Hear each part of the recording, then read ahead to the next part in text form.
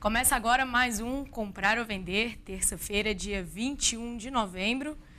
Temporada de balanços do terceiro trimestre chegou ao fim, mas a gente separou aqui duas small caps que roubaram a cena tanto do lado positivo quanto do lado negativo nesse período.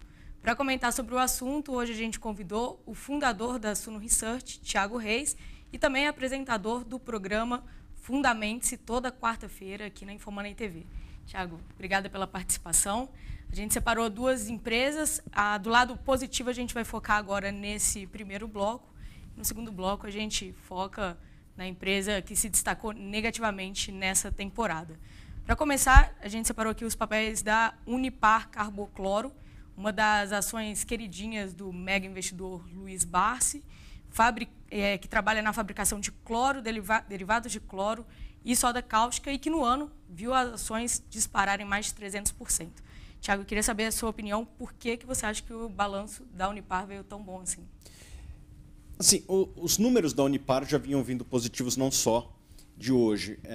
O que melhorou no último trimestre foram alguns fatores que nada mais representam do que continuação de processos que já vinham no trimestre anterior, sobretudo a incorporação e as sinergias, e principalmente o turnaround dos ativos da Indupa, Solvay Indupa, que a Unipar Carbocloro comprou há cerca de 12 meses de uma empresa belga.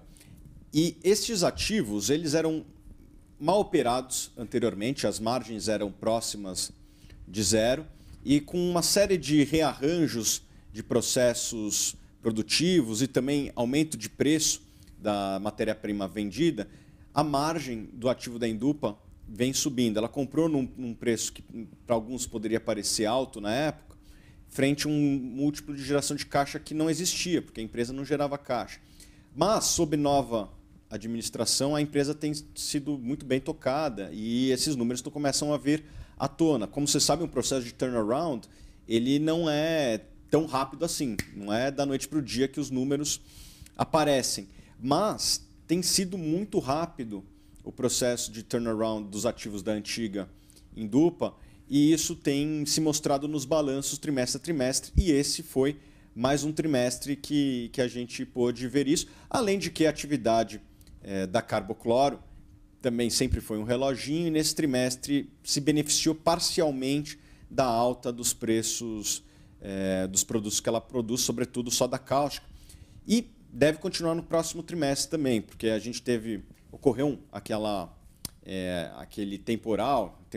aquele furacão no sul dos Estados Unidos, né, no Texas, que inundou as cidades e atrapalhou boa parte da produção mundial. O preço subiu, pegou um pouco do quarto trimestre, mas a gente acha que vai pegar mais ainda pegou no terceiro trimestre e vai pegar mais ainda no quarto trimestre. Ou seja, a empresa que tinha pago um dividendo muito alto na virada dos trimestres, do segundo para o terceiro tri, em teoria ia aumentar bastante a dívida. Só que a geração de caixa foi tão grande que a dívida não aumentou na mesma proporção que ela pagou o dividendo. Foi um resultado excelente, mas de certa forma não é uma surpresa para quem acompanha o caso já faz algum tempo. Do lado operacional, ela ainda tem muito potencial a entregar.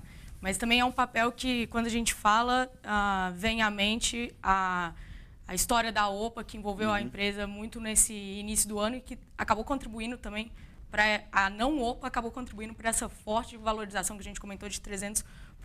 Essa história ela já chegou ao fim? Sim, é uma novela que acabou, e eu acho que o acionista que viu essa OPA e analisou um pouco mais a fundo, viu que era uma grande oportunidade, era uma dádiva que o controlador dava ao acionista naquele momento, ou aquele que queria se tornar um acionista. Porque aquela OPA, ela de certa forma funcionava como uma âncora no preço. Ela segurou o preço durante muito tempo, né? As ações durante o primeiro semestre inteiro ficaram ali na casa dos R$ 7,00, a OPA na época era R$ 7,50. Então, hoje o papel está 17 e pouco. 17 e pouco e mais os R$ 4,00, 4,50 dos dividendos. Né? Então, a valorização foi bastante expressiva. E deu muito tempo. A OPA, os ativos da empresa já vinham produzindo ótimos resultados e a ação, durante muito tempo, não performou, não subiu tanto assim. Por quê? Porque tinha essa OPA que funcionava quase como uma âncora, segurando a ação. Muitos investidores acreditavam que a OPA iria passar. Eu acho que esses investidores poderiam ter feito algum contato com os acionistas principais da empresa.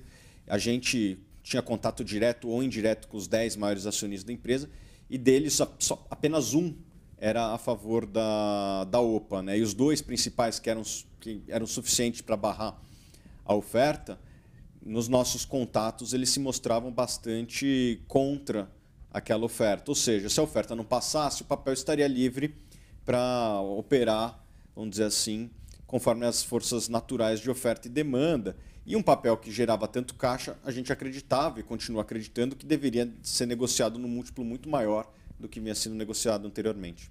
E agora você mencionou nos dividendos de cerca ali de R$4. Esses dividendos nesse patamar, R$4 para uma ação que na época valia 7, é um yield absurdo. Isso ainda deve se sustentar nesse patamar? Não. Esse dividendo me pegou de surpresa, pegou acho que muita gente de surpresa, acho que pegou todo mundo de surpresa, ninguém esperava um dividendo desse tamanho.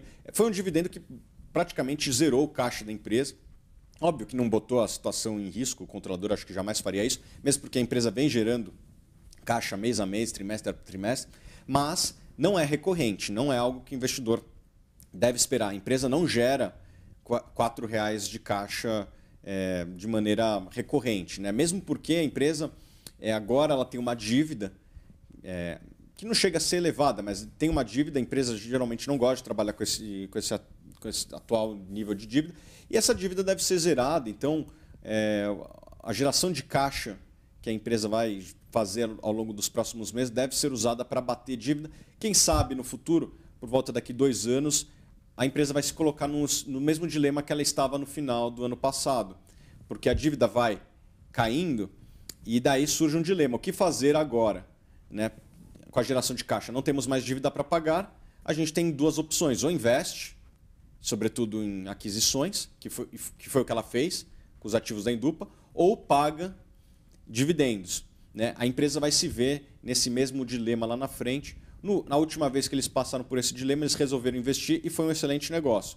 Vamos ver como é que vai ser daqui 2 anos quando essa situação se repetir. Não existem tantos negócios disponíveis bons como foram os ativos da Indupa.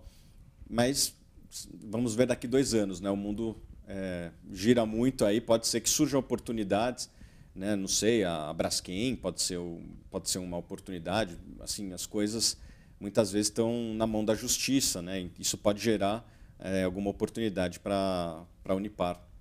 Bom, e para a gente concluir esse bloco de Unipar, ela é uma das recomendações da Suno? Sim, sempre foi. Desde o começo desde a fundação da Suno, sempre foi a nossa recomendação. Sempre foi, inclusive, a recomendação de maior participação nas carteiras recomendadas, e a gente continua gostando bastante do caso e estamos bastante otimistas daqui em diante. Continuamos otimistas. E vocês trabalham com algum preço-alvo para o papel? Eu lembro, na época da OPA, o Luiz Barros, que é um dos grandes acionistas da empresa, apontava num valor justo para a OPA sair entre R$20 e R$25. É esse trabalho, a gente não tem um número formal de preço-alvo, a gente trabalha mais com preço teto, até tal preço você pode comprar, mas esses R$20 a R$25 é um número factível de preço para as ações. Basta você pegar empresas semelhantes e ver o múltiplo dela e comparar com o múltiplo da Unipar. Se a Unipar fosse tradear ainda com um pequeno desconto em relação às outras empresas do segmento, ela negociaria mais ou menos nessa faixa. Então, eu acho possível e factível que as ações sejam negociadas um dia nesse preço. Bom, vamos fazer um intervalo, aí a gente volta no segundo bloco com o destaque negativo da temporada. Até daqui a pouco.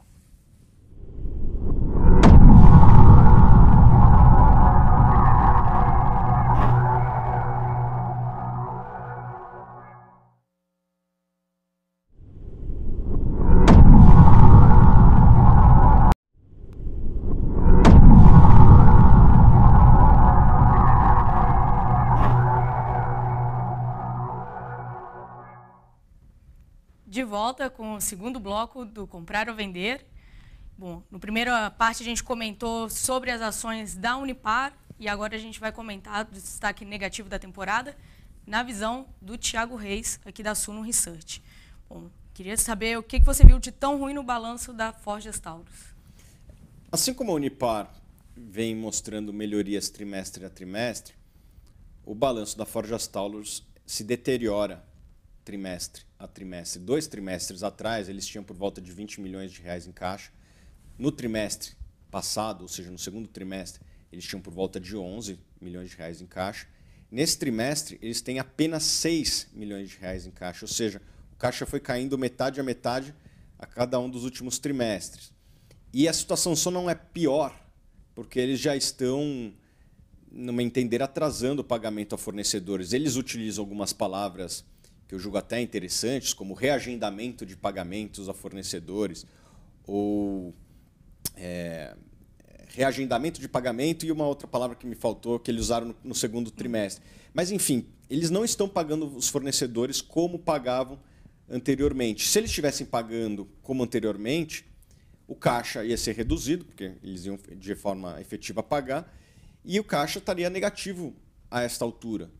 Isso mostra bastante da situação crítica da empresa. E no último trimestre, ela veio com uma novidade interessante. Assim, ela parou praticamente de investir. Ela investia por volta de 6 milhões, tanto no mesmo trimestre do ano passado, no terceiro trimestre de 2016, quanto no segundo trimestre de 2017. E nesse trimestre foi por volta de 2 milhões. Ou seja, o investimento que a empresa vinha fazendo sumiu. E isso é um indicador muito ruim, sobretudo numa empresa que tem uma série de problemas bastante públicos. Isso eu convido o telespectador a simplesmente jogar no YouTube, Forjas Taurus, Revolver, vocês vão ver alguns problemas de qualidade que são bastante gritantes. Então a empresa, no meu entender, ela entrou numa espiral da morte. Ela apresenta resultados negativos, e isso faz com que ela tenha menor capacidade de investimento. Um menor investimento gera uma menor qualidade, uma menor qualidade gera uma percepção de vendas, uma percepção de marca de produto pior perante o consumidor, e uma percepção pior pelo consumidor gera menores vendas, que gera menores resultados, menos investimento. Então, a empresa entrou nesse que eu chamo de espiral da morte, em que é muito difícil sair. E alguns meses atrás, a empresa entrou aí na conversa de investidores por conta de especulação envolvendo um projeto de lei que poderia revogar aquele Estatuto do Desarmamento Brasileiro. O que você acha sobre isso, sobre essa especulação que envolveu naquela época? Você acha que isso vai para frente, pode trazer algum ânimo de novo para o papel? Não. Isso foi um fluxo especulativo sem fundamento. A gente identificou a origem desse fluxo.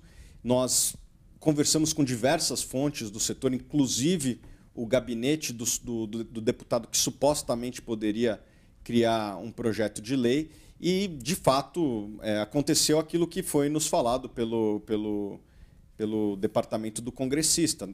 O negócio não foi para frente, a agenda do governo é claramente uma agenda de fazer, enfim, votações mais ligadas ao âmbito econômico e as reformas.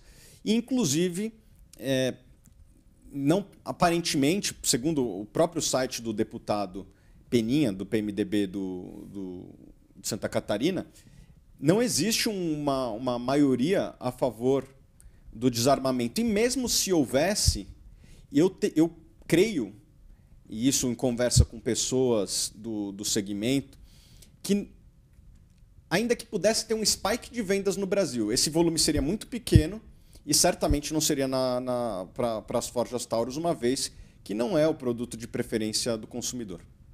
Bom, a situação operacional dela está difícil, você não vê nenhum potencial que esse projeto saia, e também tem a questão do investimento, que você falou que a empresa está cortando investimento, ela precisaria se renovar por conta dessa série de problemas envolvendo os desarmamentos dela. Não é uma recomendação de vocês?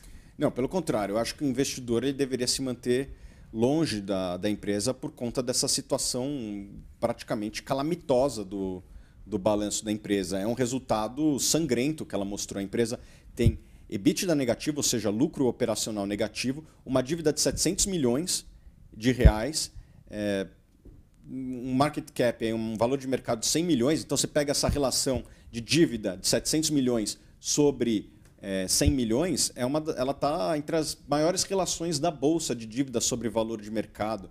Assim, ela está junto, nem a Petrobras, no auge dela, chegou nesse nível. Então, a empresa está numa situação extremamente crítica e, sinceramente, se eu fosse CEO da empresa, eu não saberia o que fazer.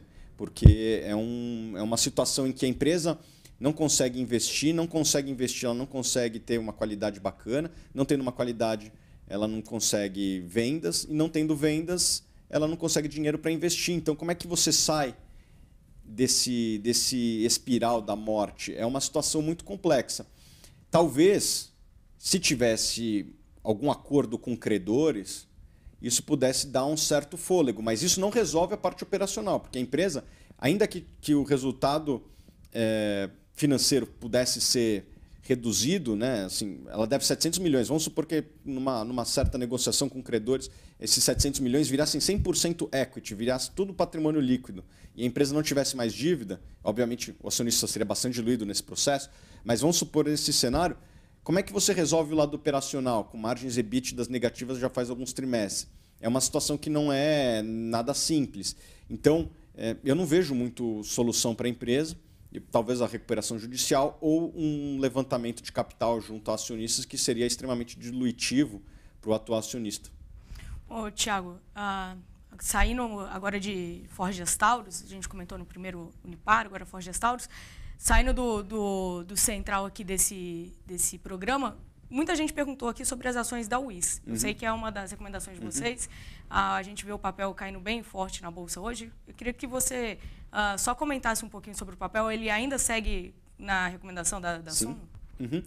Assim, os números operacionais dele são muito bons, né? Assim, eu acho que, com certeza, o mercado deixou de olhar para o operacional e olhou para essa questão societária e, de fato, é um risco bastante grande. Está cada vez mais tendo um certo ruído na relação entre CNP, Caixa, e a Wiz entrou também no meio. Tem muitas coisas que não estão muito claras, acho que inclusive para ambas as partes nos contratos.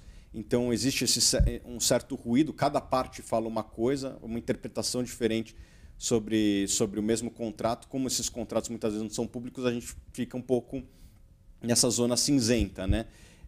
Mas o que eu posso dizer é que nesse preço, ainda que o cenário mais negativo ocorra, a empresa ainda vai gerar muito caixa, tanto até nos próximos trimestres ou nos próximos anos até o vencimento do contrato, não sabe se é em 2018 ou 2018, está muito confuso isso ainda, mas também os contratos originados daqui para trás, porque a empresa tem uma série de contratos de seguro que são de longo prazo e que performam na mão do originador, que é a Wiz. Então, a empresa ainda vai gerar muito caixa, ainda que no pior cenário, e nesse preço eu acho que está precificado um cenário pior do que o pior imaginável.